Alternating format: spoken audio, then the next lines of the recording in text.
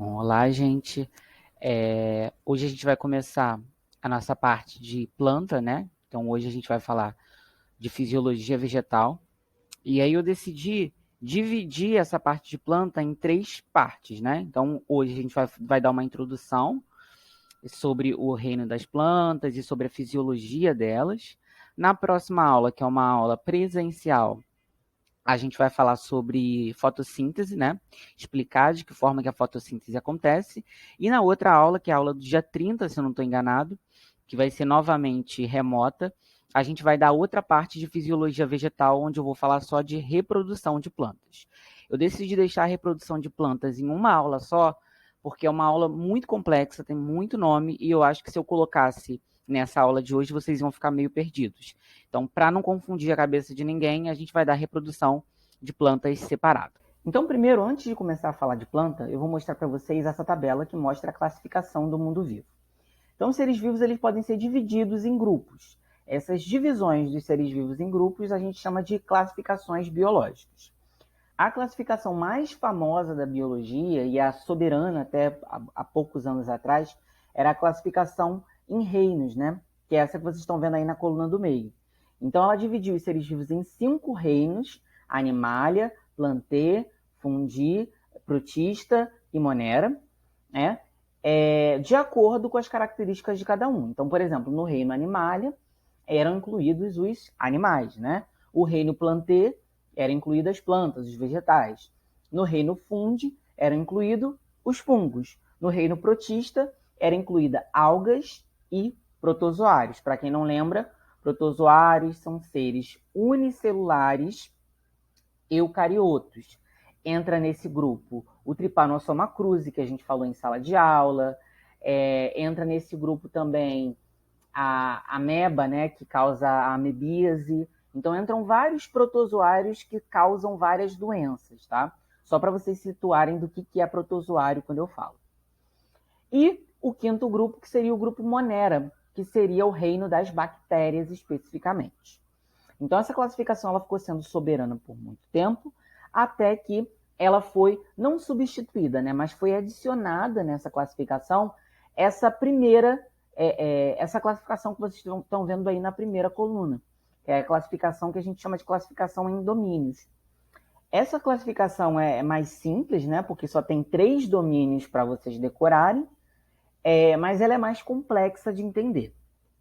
Então, nessa classificação existem 3 domínios, né? O domínio Eucária, o domínio Bactéria e o domínio Árqueo.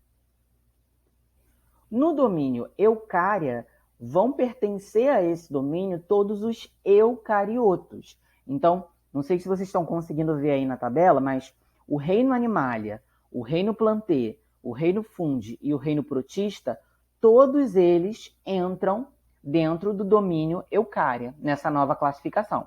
Então, animais, plantas, fungos, algas e protozoários, todos eles vão ser agrupados dentro desse domínio Eucária, porque todos eles são eucariotos. E aí, o reino Monera, né, ele vai ser subdividido em 2 domínios, no domínio Bactéria e no domínio Árqueo. E aí vocês podem me perguntar, mas por que eles dividiram as bactérias em 2 domínios diferentes? O domínio Bactéria, ele ficou sendo para as bactérias mais modernas, né? Ou seja, para as bactérias que apareceram mais recentemente no ambiente do nosso planeta, né? E o domínio Árqueo ficou sendo para aquelas bactérias mais antigas, aquelas que já estavam no nosso planeta desde a formação dele, tá? Então, Árqueo são basicamente bactérias primitivas e o domínio Bactéria seriam as bactérias mais recentes, evolutivamente falando. Então, na nossa aula de hoje, nós vamos falar dos indivíduos do reino Plantae e do domínio Eucária, tá? Que são as plantas especificamente. Eu estou mostrando isso para vocês porque eu já vi nas últimas edições do Enem elas cobrarem questões sobre classificação do mundo vivo também. Então, como não é uma matéria que a gente tem tempo de abordar, eu acho que é importante que vocês pelo menos vejam, nem que seja um resumo dessa matéria, né? Só um slide para vocês verem, para vocês não ficarem muito perdidos se cair uma questão dessa na prova do Enem de vocês. E aí, o que caracteriza os indivíduos que estão dentro do reino Plantae? Esses indivíduos que formam esse reino são seres autotróficos, ou seja, eles produzem o próprio alimento, né, através da fotossíntese. São seres pluricelulares, ou seja, são formados de muitas células, sendo que as células que formam esses indivíduos são células dotadas de cloroplasto, que é aquela organela que nós já conversamos lá na aula de biologia celular, né? E também parede celular, parede vegetal, tá? São duas características que são bem típicas de células vegetais. Então, os indivíduos que compõem aqui esse reino, eles vão ter essas características. Sendo que esse reino, ele é dividido em 4 grupos diferentes, né? O grupo das briófitas, o grupo das pteridófitas, o grupo das gimnosperma e o grupo das angiosperma. No próximos slides, a gente vai falar um pouco sobre as características de cada um desses grupos e como é que a gente vai conseguir diferenciar cada um deles.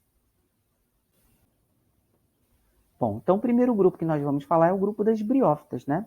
E aí, quem é o principal representante desse grupo? São os musgos, tá? Todo mundo aqui já deve ter visto musgo pelo menos uma vez na vida. Então, são aquelas plantas de pequeno porte que não tem muita exigência nutricional. Ele basicamente só exige uma superfície úmida e ele já consegue crescer ali naquele local. A principal característica do grupo das briófitas é que elas não têm tecidos verdadeiros.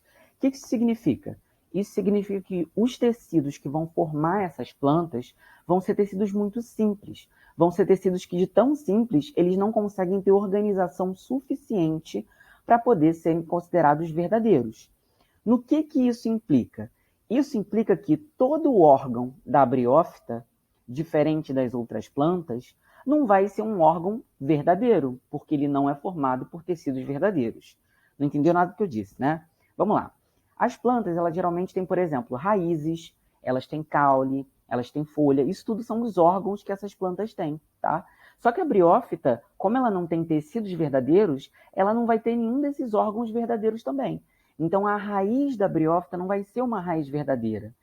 Por isso que a gente vai chamar ela de rizóide, e não de raiz, tá?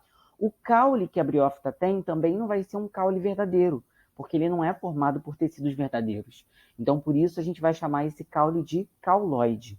E a folha da briófita, que é o que a gente vê na superfície do musgo, né? Ela também não vai ser uma folha verdadeira, porque ela não é formada por tecidos verdadeiros. Então, por conta disso, a gente chama essa estrutura de filóide e não de folha, tá? Uma outra característica da briófita é que ela é uma planta muito dependente de água. Todo mundo que já viu um musgo uma vez na vida sabe que musgo dá em lugar com umidade, um lugar que tem bastante água disponível. Isso porque a reprodução da briófita, para ela acontecer, eu necessariamente tenho que ter água no ambiente. Então, se não tiver água no ambiente, a briófita ela não consegue se reproduzir. Por isso que esse tipo de planta só cresce em local com bastante disponibilidade de água, tá? Uma outra característica desse grupo é a característica dela ser uma planta avascular.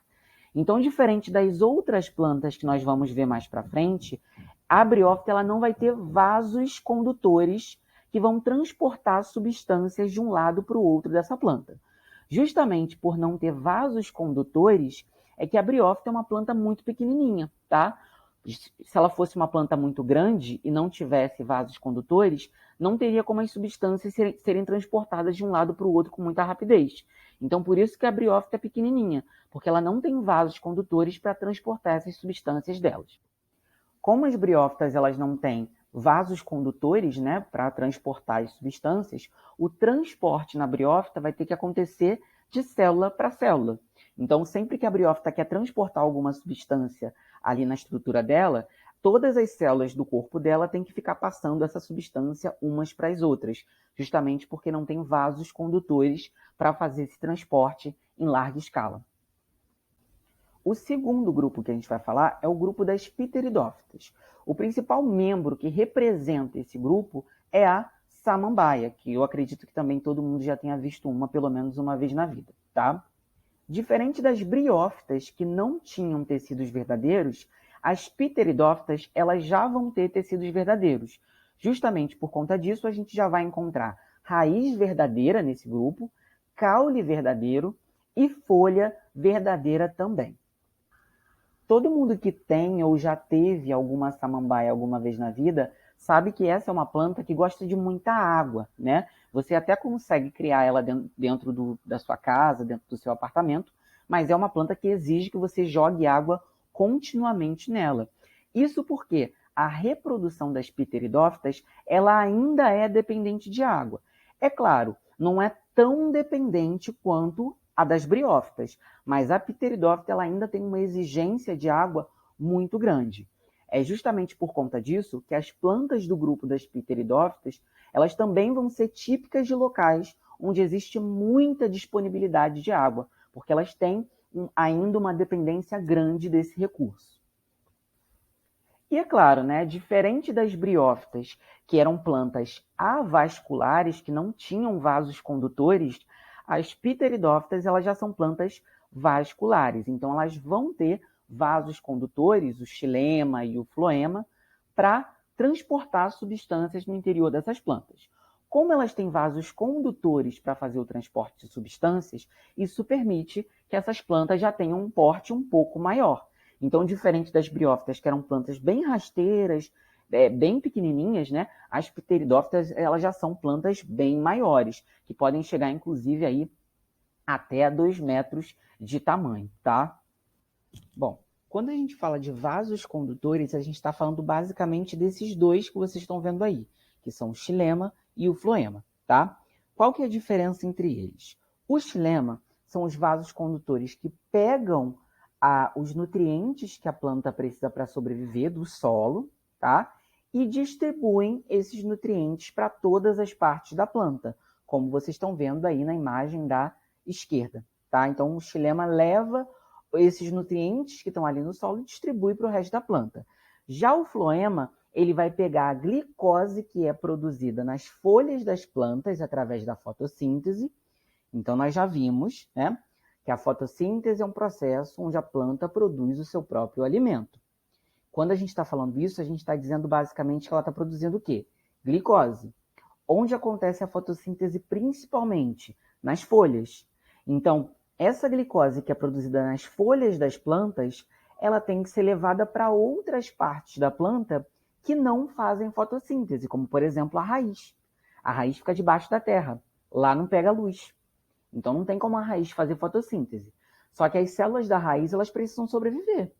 Então, de alguma forma, essa glicose que é produzida nas folhas tem que chegar na raiz. Essa glicose chega através do floema, tá? Então, xilema transporta nutrientes do solo, água e nutrientes do solo para toda a planta, floema transporta glicose produzida nas folhas para o resto da planta, tá?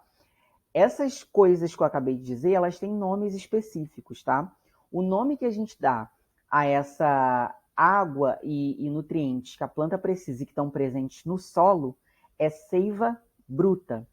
E o nome que a gente dá a essa seiva que é rica em glicose, que é produzida nas folhas das plantas, a gente dá o nome de seiva elaborada. Então é por isso que a gente diz que o xilema transporta a seiva bruta, ou seja, água e nutrientes presentes no solo, e o floema transporta a seiva elaborada, ou seja, glicose produzida principalmente nas folhas das plantas. O terceiro grupo que a gente vai falar é o grupo das gimnospermas, sendo que o principal representante desse grupo são os pinheiros, tá? Qual que vai ser a principal característica das gimnospermas? São basicamente árvores que vão produzir semente, só que não vão produzir nem frutos e nem flores, tá? É o caso dos pinheiros. Inclusive o nome gimnosperma, ele vem do latim, se eu não me engano, né? Que significa justamente semente nua, tá? Porque são plantas que produzem semente, mas essa semente ela não vem envolta em nenhum tipo de fruto. Além dessa característica, o que a gente costuma também encontrar no grupo das gimnospermas? Geralmente são plantas de grande porte, né? São árvores de grande porte. Isso não é regra. Existem gimnospermas de pequeno e médio porte, mas a maioria, as mais conhecidas pelo menos, são de grande porte. A reprodução nesse grupo de plantas, ela é independente da água, então a reprodução ela vai acontecer principalmente pelo ar, tá? A gente vai falar um pouco sobre isso na próxima aula, quando a gente falar de reprodução. É uma planta vascularizada, então diferente das briófitas e semelhante às pteridófitas, elas também vão ter xilema e floema para transportar substâncias pela estrutura, né, da planta. São plantas que vão produzir semente, né? A gente já falou disso. E, apesar delas produzirem semente, elas não vão ter nem flor e nem fruto em nenhuma época do ano. Essa é que é a principal característica das gimnospermas. Bom, e aí por último a gente tem as angiospermas, né? As angiospermas, elas são basicamente árvores frutíferas ou que produzem flores, né? Então é uma árvore que produz semente, assim como as gimnospermas, só que diferente das gimnospermas, que a semente ela ficava nua, ela ficava sem nada ao redor dela, essa semente ela vai ficar dentro de um fruto. Inclusive, o nome angiosperma, ele significa isso em latim, né? Ele significa semente que fica envolta em alguma coisa, tá? Na tradução livre.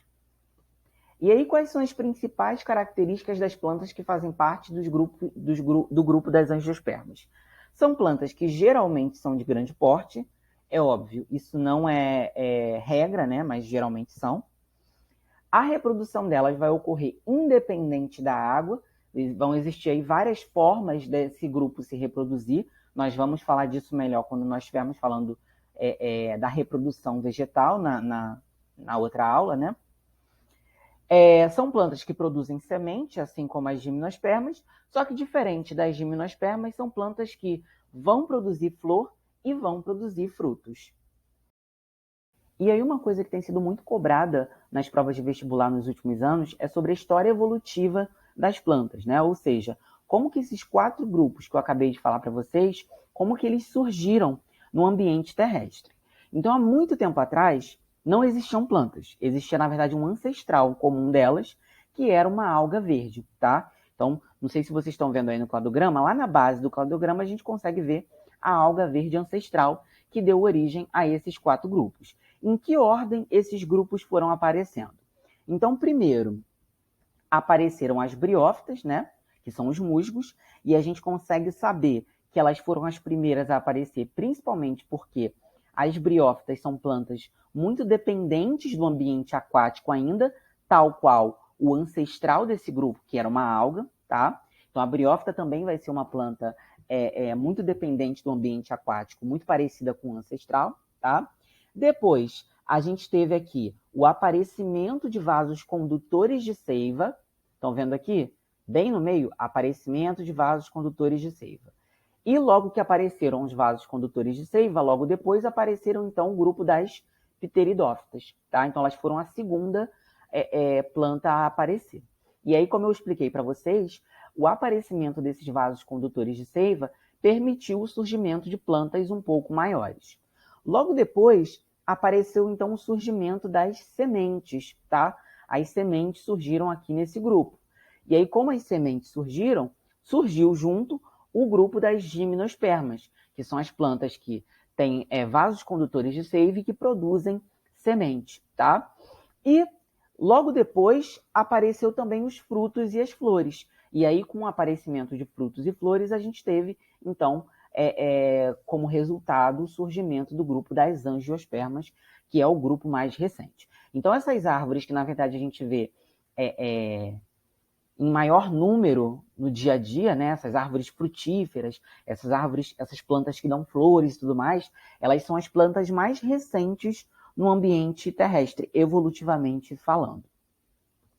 Uma coisa que eu queria chamar a atenção para vocês é que existem subclassificações que a gente pode dar para esses 4 grupos que eu apresentei para vocês. Então, por exemplo, pteridófitas, gimnospermas e angiospermas são 3 grupos de plantas que têm uma coisa em comum. Todas elas possuem vasos condutores, né?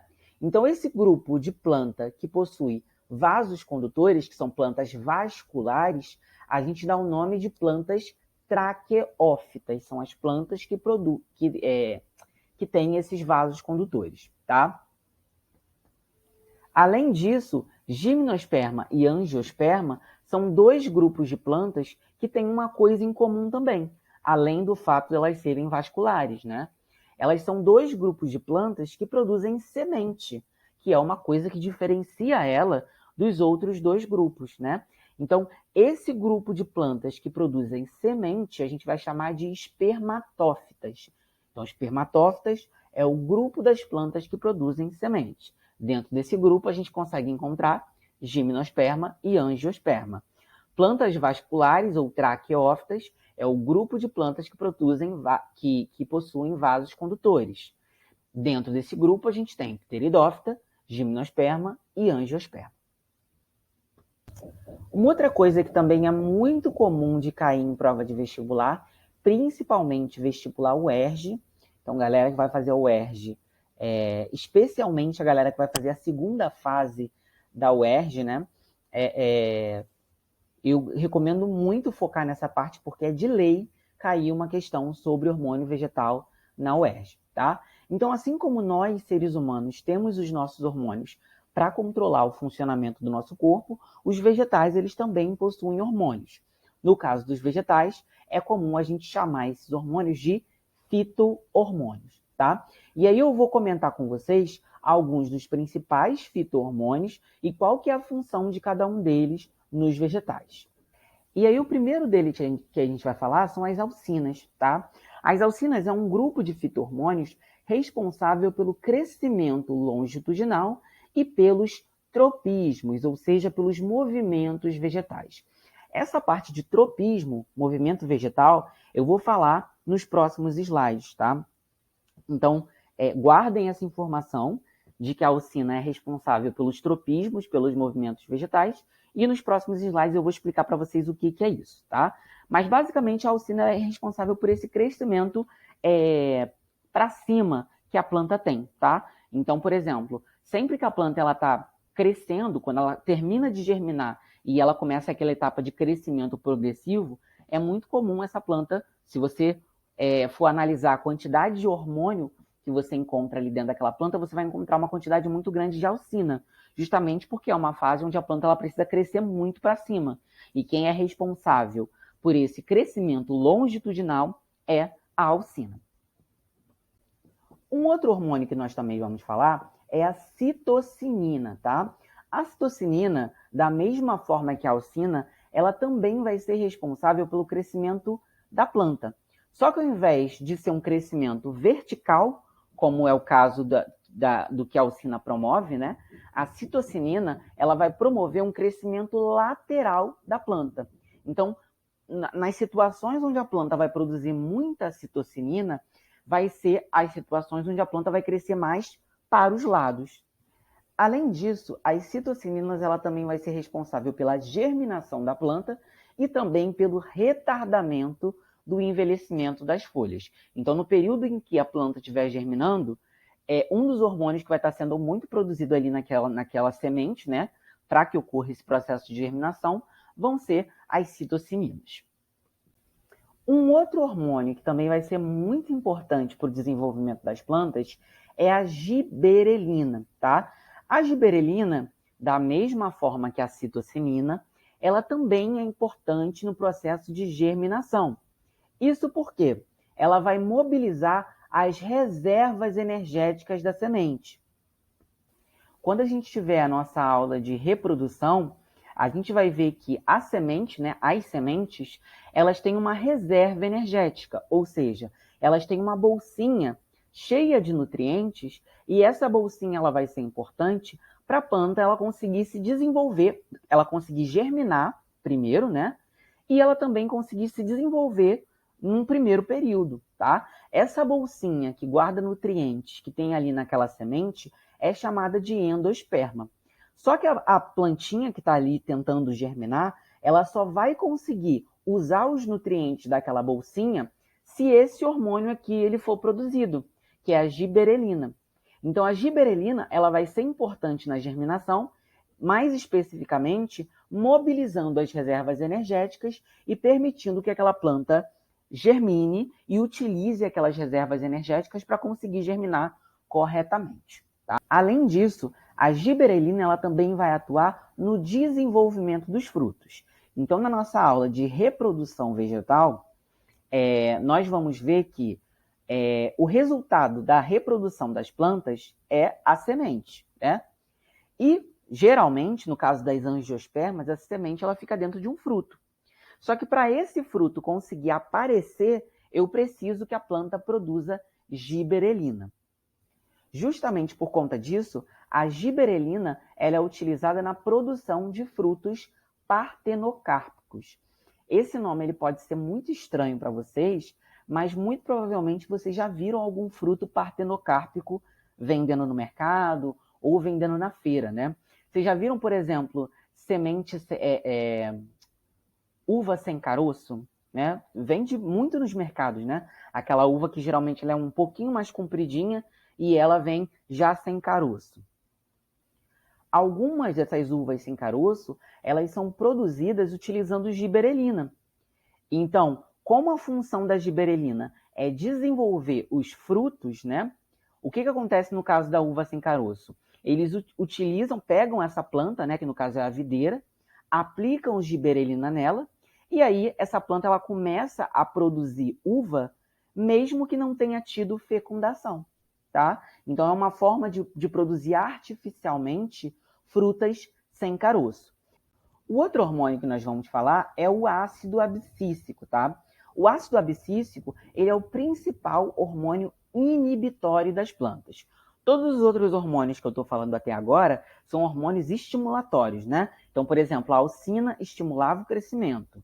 A citocinina, ela estimulava o crescimento lateral e a germinação. A giberelina, ela estimulava a germinação, mas também estimulava o desenvolvimento do fruto.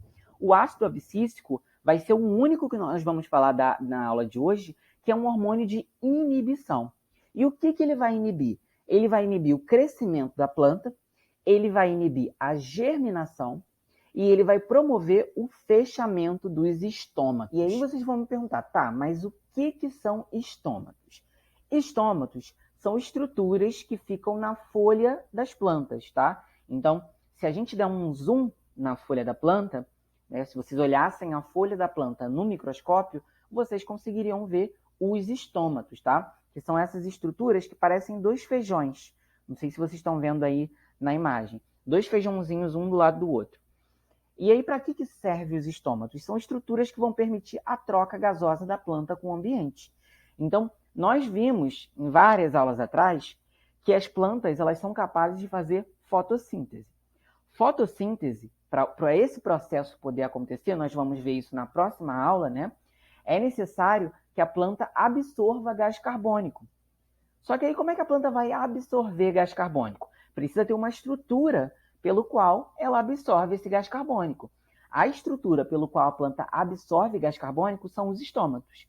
Então, o estômato vai ser a estrutura que vai permitir a troca gasosa da planta com o ambiente. É através dessa estrutura que a planta vai absorver gás carbônico para fazer a fotossíntese e também é através dessa estrutura que a planta vai liberar gás oxigênio, beleza? Então, basicamente, é isso que são os estômatos, tá? E, como é uma estrutura que permite a troca gasosa da planta com o meio, a planta consegue regular a abertura ou o fechamento dessa estrutura. Então, quando o estômato ele fica aberto, a planta ela consegue fazer as trocas gasosas. Quando o estômato está fechado, a planta não consegue fazer as trocas gasosas. E aí vocês podem me perguntar, tá, mas por que esse hormônio ele é importante? Ele vai ser importante, por exemplo, no caso da dormência das sementes, tá? Então, as sementes só faz sentido para elas germinarem se elas estiverem em um ambiente favorável para elas. Não faz sentido, por exemplo, para a planta, ela germinar num ambiente que não é tão legal para ela, né? Quem é responsável por não deixar a planta germinar em locais que são inóspitos, em locais onde não tem as condições ideais para aquela planta crescer, é o ácido abscíssico. Então, ele é responsável por esse evento que a gente chama de dormência de semente, que é quando a planta não germina sem ter as condições ideais, tá? Então, quem faz isso é o ácido abscíssico. E, por fim, o último hormônio que nós vamos falar hoje é o etileno, tá? O etileno, ele basicamente é responsável por dois processos principais: pelo amadurecimento do fruto e pela abscisão foliar. Então, enquanto a giberelina ela era responsável pelo desenvolvimento do fruto, né? Para o fruto poder crescer, eu preciso de giberelina. Só que para o fruto, depois de crescido, ele poder amadurecer, eu preciso desse outro hormônio que é o etileno, tá? Inclusive, vocês provavelmente já devem ter ouvido a avó ou a mãe de vocês comprando banana verde no mercado ou comprando banana verde na feira, né? E aí ela chega em casa, embrulha a banana com um jornal, né? E fala assim, não, deixa a banana aí do lado de fora da geladeira, que embrulhando ela no jornal ela vai amadurecer. E aí, depois de mais ou menos uns 2, 3, 4 dias, quando ela abre o jornal, a banana já está madura. Por que isso acontece? Isso acontece porque os frutos verdes, eles têm uma alta concentração de etileno. Eles produzem muito, né? E etileno, depois vocês perguntem até pro Fernando, né? Etileno é um gás, tá? Então, esses frutos verdes, eles produzem muito desse gás etileno, tá? O que você faz quando você embrulha aquele jornal e deixa aquele fruto verde lá parado, embrulhado no jornal? Você está concentrando esse gás em volta ali daquele fruto. Então, conforme esse fruto, que era verde, ele vai tendo cada vez mais contato com esse etileno, ele vai amadurecendo, porque essa é a função do etileno, promover o amadurecimento dessa fruta, né? Então é por isso que quando você deixa essa fruta embrulhada no jornal, você concentra a quantidade de etileno ali naquele local e aumenta a rapidez do amadurecimento desse fruto. Muito mais se você deixasse essa fruta desembrulhada do jornal e do lado de fora da geladeira, tá? O etileno, ele também é responsável por um fenômeno que acontece nas plantas chamado de abscisão foliar. Todo mundo aqui já deve ter visto aquelas imagens maravilhosas do outono europeu, né?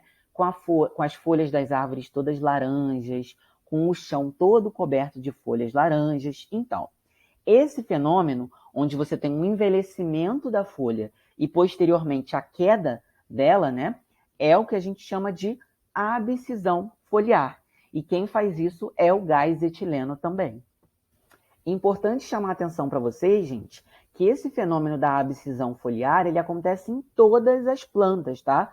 Não é uma exclusividade das árvores lá da Europa. A única diferença é que as árvores lá da Europa, elas fazem a abscisão foliar de uma vez só. Então, existe um período do ano onde você vai ver a árvore fazendo a abscisão foliar de uma vez só. Por isso que a gente vê a árvore toda laranja quando chega o outono, tá? Já as árvores tropicais, como é a maior parte das árvores que a gente vê aqui no Brasil, elas também fazem a abscisão foliar, só que é uma abscisão foliar que acontece em etapas. Então, dificilmente a gente vê uma planta, por exemplo, que no outono especificamente, ela vai ficar toda laranja e vai perder suas folhas. Isso porque esse fenômeno ele vai acontecendo progressivamente ao longo do ano, tá? Ela não faz isso de uma vez só, como acontece lá na Europa. O último tópico que a gente vai falar hoje são os tropismos vegetais, também chamados de movimentos vegetais. Galera que vai fazer o UERJ, também é um assunto que a UERJ ela gosta muito de cobrar, tá? Então, fiquem ligados nessa parte, porque vai ser importante para quem vai fazer o UERJ. E aí, o que são os movimentos vegetais? São os movimentos de crescimento da planta que geralmente são orientados por um fator específico. Então, existem diversos tipos de tropismos vegetais. Nós vamos falar dos 3 principais que são mais cobrados em prova de vestibular. O primeiro, que é o principal, né, é o fototropismo. O fototropismo, como o próprio nome diz, né, foto vem de luz, né? Então, é um movimento de crescimento da planta que é sempre orientado pela direção da luz. Eu não sei se vocês têm costume de plantar coisa na casa de vocês, mas eu pelo menos tenho e eu observo muito isso nas minhas plantas, né?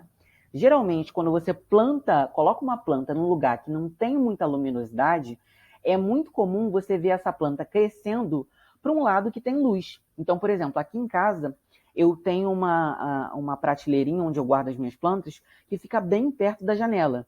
E eu sempre percebo que toda vez que eu planto uma planta ali naquela prateleira, todas as plantas elas sempre crescem em direção à janela, em direção ao local de onde vem a luz. Isso é um exemplo do fototropismo das plantas. As plantas sempre crescem, pelo menos a parte aérea delas, a parte das folhas, né, a parte que faz fotossíntese, sempre cresce em direção à luz. Isso é o que a gente chama de fototropismo.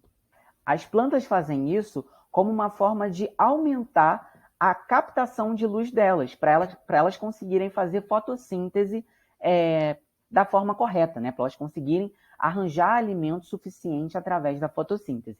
Então, é uma estratégia que elas usam para conseguir sobreviver. O fototropismo, ele pode ser positivo ou ele pode ser negativo, né? Positivo vai ser quando a planta ela vai crescer em direção à luz. É o que acontece com as folhas das plantas. A parte aérea, aquela parte que faz fotossíntese da planta, ela sempre vai tender a crescer em direção a uma fonte luminosa. Já o fototropismo negativo é o contrário. É quando a planta ela cresce contra a luz, fugindo da luz, tá? É o que acontece com as partes da planta que não fazem fotossíntese, como, por exemplo, a raiz das plantas. Então, eu também não sei se vocês já notaram isso, mas a raiz das plantas, ela tem sempre a tendência de fugir da luz. Se você desenterra a raiz de uma planta, né, coloca um pedaço da raiz para o lado de fora, a tendência é que aquela raiz ela tenda a crescer e voltar para debaixo da terra. Isso porque as raízes não fazem fotossíntese. Como não fazem fotossíntese, elas têm fototropismo negativo. Um outro movimento vegetal que também é muito importante é o geotropismo. E aí, o que é esse geotropismo? É um movimento de crescimento da planta que é orientado pela gravidade. Com certeza vocês já perceberam que a parte aérea da planta, a parte que fica fora da terra, né, ela tem uma tendência a crescer sempre contra a gravidade, sempre a crescer para cima, tá? Já a raiz, ela tem a tendência a fazer o oposto. Ela tende sempre a crescer a favor da gravidade, ou seja, para baixo. É isso que a gente chama de geotropismo. No caso da parte de cima da planta, o geotropismo é negativo, porque a planta cresce contra a força da gravidade. Já no caso da raiz, é um geotropismo positivo, porque ela sempre cresce a favor da força da gravidade, para baixo.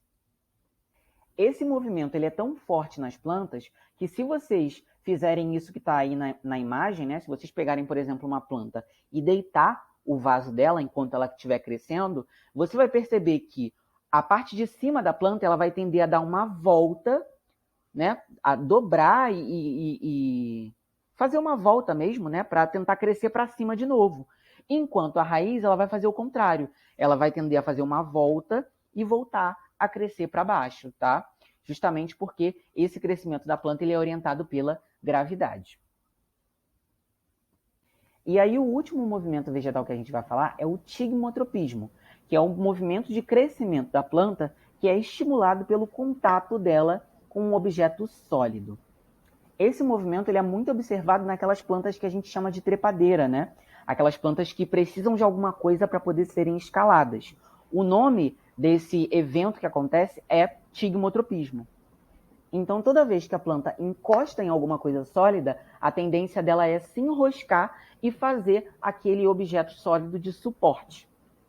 A gente observa isso não só em trepadeiras, mas também, por exemplo, Oropronobis é uma planta que também faz muito isso, né? Maracujá, não sei se vocês já conheceram alguém que já plantou maracujá na vida, mas maracujá também é assim. Você precisa dar um objeto sólido para ele poder escalar. Chuchu também, né? É uma planta que precisa escalar em algum lugar para poder dar o fruto. Então, todas essas plantas, elas fazem esse tipo de movimento vegetal, o tigmotropismo. Bom, é isso, gente. Se vocês tiverem qualquer dúvida, vocês podem falar comigo pelo meu número do WhatsApp ou pelas minhas redes sociais. Na próxima aula, nós vamos falar de fotossíntese. E é isso. Boa semana para vocês.